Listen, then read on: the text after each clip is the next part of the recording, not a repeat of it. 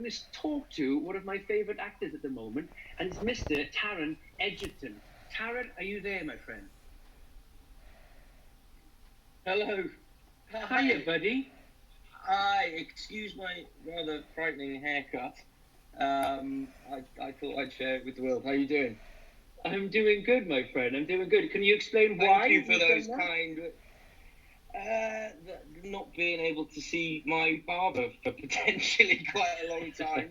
I did it after I played Elton John, and I quite liked it. So I thought I'd do it again now that I'm not going to be, well, wasn't supposed to be on camera for a while, but here I am. And I've got to say, we're really, really grateful. Thank you so much for your time. I'm so flattered to be asked. Thank you. You know how these things work, I assume. Like, it's difficult to get the ball rolling. And when you said yes and put your weight behind your name, everybody wanted to be a part of it, and you've made this happen. I've got to say that because not many people know that. You've done a good thing, sir. Thank you. Look, as you say, I'm currently sat in Aberystwyth, which is my favourite place in the whole world, and in a wider sense, that's Wales, and I'm very proud of the place I'm from, and I was very flattered to be asked. So, thank you. That's a lovely thing to say. Thank you, and it's nice to see you, mate. And actually, equally, if I may return the compliment, what you and Jamie are doing, it's really wonderful and inspiring, and thank you for letting me be a part of it. No, it's an absolute pleasure. It's a true moment to come together to celebrate our unsung heroes. For many years, I've been a big supporter of the NHS, and I've really benefited from their guidance and care over the years. But right now, more than ever, we really need to chime that bell and to make as much noise as we possibly can, don't we? Yeah, absolutely. I mean, I suppose the significant thing that happened in my life, I was young when my grandmother passed away, and she was cared for in this part of Wales. And she, the support of the NHS was such an astronomically huge factor in easing what is, undeniably a terrible, terrible time. And it's so important that at a time like this we can come together as a society and support it in whatever way we can. So if you're watching, please donate. Yeah. The awareness is one thing. The finance is an absolute another thing. As we spoke to Jamie on Roberts earlier, he was just saying, if you can offer your own services as a volunteer, it's an incredible thing because they're depleting. People who are working there are getting ill with the virus at the same time. So people on the floor would be beneficial too. I'd like to ask you, Taron, what are you doing whilst in isolation? Like us all now, we're stuck in one place. What are you getting up to? I'm trying to fill the days, trying to put a bit of structure into the day. It's a Friday. I was quite impressed to see that you're not drinking, but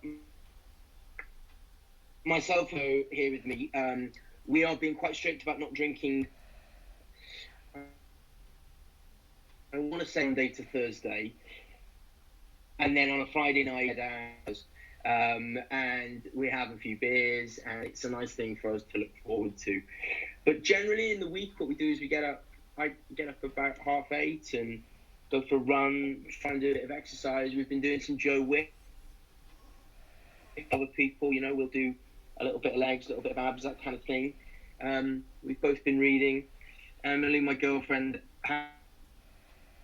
has this invented 1,000-piece jigsaw puzzle that I'm currently propped against here. Yeah, kind of standard, normal stuff, really. Just trying to help the time pass by. It's really interesting. I found I personally used to self-isolate quite a lot on my own, just like loving my own space and don't really like parties and stuff. But then now more than ever, I've kind of really yearned for going out and being a part of something and having something to look forward to. What are you looking forward to right now? Well, I think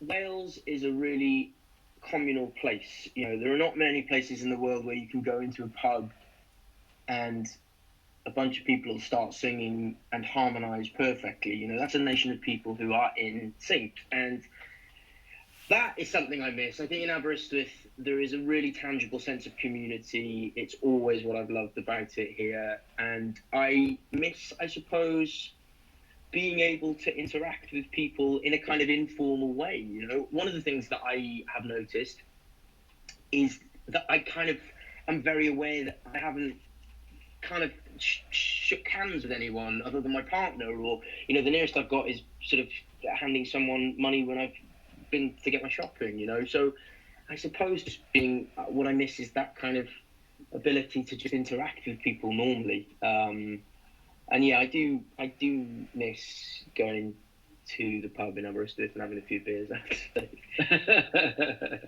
I remember a club actually called Peer Pressure in Aberystwyth. Yeah. Is it still there? It is very much still there. Is it really? Peer Pressure is still here. Yeah, it's something of an institution in Aberystwyth. I haven't been for a while, but yeah, it's very much still here. Still going strong. I remember it being a storm one night and he was just rocking. We were in the dance floor drinking J2Os or Bacardi Breezes or something, and it just felt like I was more drunk than I should have been, because I was on a pier in the middle of a storm, which is remarkable, really. I'll never forget it. Yeah, well, back in the day, he says, you used to be able to go in there and buy a bottle of Bacardi Breezer for £1. I don't know if you can do that anymore, but I certainly spent my fair share of time going in there and doing that. And you're right, it's on a pier that's been there for some decades, and it does sometimes feel like it's swaying in the wind. And what about family? Are you checking in using, you know, these different apps so you can use to have like these house parties and all that type of stuff? Is it? Have you been checking in with everybody? Of course, yeah. My family are nearby in Aber, and you know, we speak every day. I've done a bit of shopping for them as well, once or twice. But yeah, you know, it's a strange thing. I've never once in my life been back to Aberystwyth and not been able to, you know, hug my mother, which is a really weird thing. But also, you know, that small thing is such an important place. Yeah, that's one of the biggest things that I've noticed, is that for a while people really didn't necessarily enjoy social media or connecting through FaceTime or whatever it was, and for whatever reason, even 2-3 days into this isolation period, people were desperate to connect with people, really just desperate to speak to everybody and have face-to-face contact. And I think one of my things that I've talked about for such a long time is the lack of connection that people have is missing in our society. And it was really remarkable to see over the last couple of weeks that so many people, when they had their luxuries or their jobs or their livelihoods taken away, the first thing that many people ran to was this connection, this open conversation. You speak to that thing about people wanting to come together and share things and share concern for one another. And I know this evening I was watching earlier on and I saw an idol of mine, you know, a poem about an era ago. The NHS was something that came about after the world has ever seen, the Second World War, and I'm in no way